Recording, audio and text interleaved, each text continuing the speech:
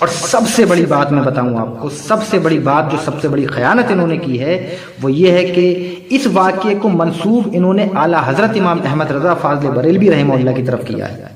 میرا چیلنج ہے، یہ چیلنج کر رہا ہوں میں کہ یہ دکھائیں کہ امام احمد رضا فاضل بریلوی رحمہ اللہ نے اپنی کون سی کتاب کے اندر اس واقعے کو نقل کیا ہے۔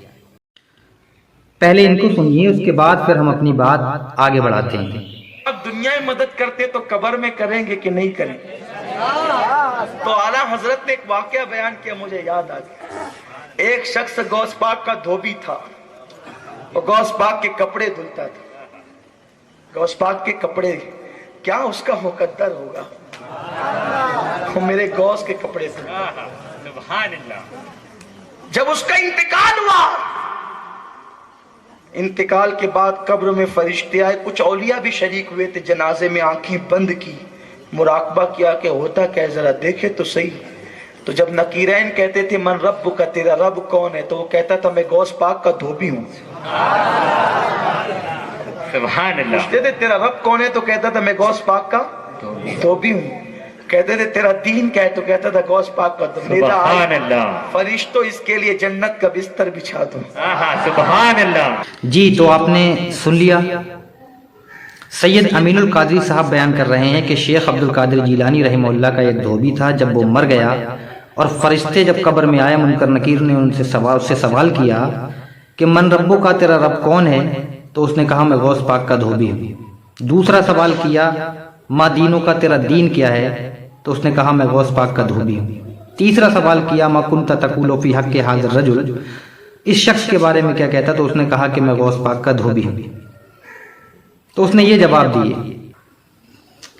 بر صغیر کے مخلوط علاقے میں بزرگوں کے نام پر عوام کی ایسی مت مار دی گئی ہوئی ہے کہ اللہ والوں کا نام لے کر ممبر رسول پر چڑھ کر کوئی بندہ بھی کچھ بھی بیان کر دے، کسی کو کوئی مطلب نہیں۔ عوام کہتی ہے سبحان اللہ، کسی کو کوئی تحقیق سے مطلب نہیں ہے کہ واقعہ صحیح ہے یا غلط ہے، مذہب اسلام کے اکارڈنگ ہے یا نہیں ہے، درست ہے یا نہیں ہے، یہ کس معتبر کتاب میں آیا ہے، اس سے کسی کو کوئی فرق نہیں پڑتا۔ خرگوش اپنی گہری نیند میں سو رہا ہے۔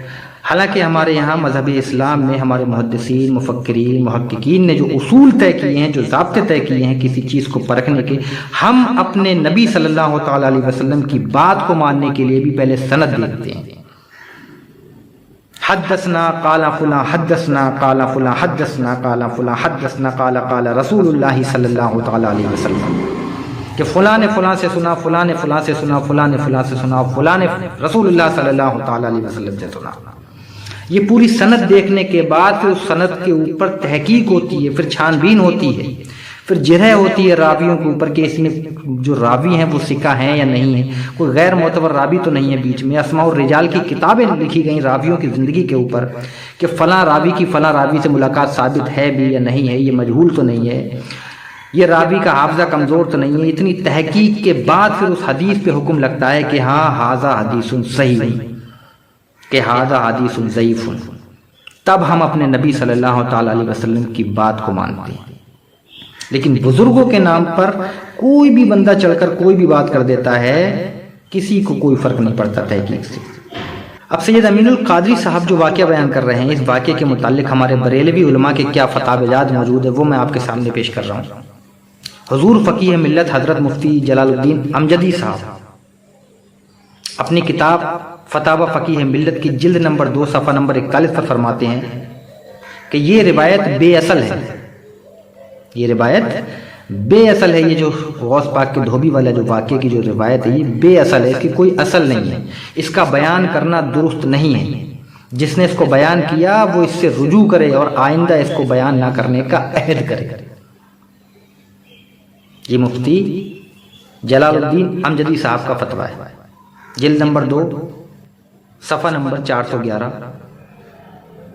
فتاوی فقیہ ملت۔ اب آپ دیکھیے، سید امیر القادری صاحب بتائیں کہ یہ بریلوی ہیں یا کون ہیں؟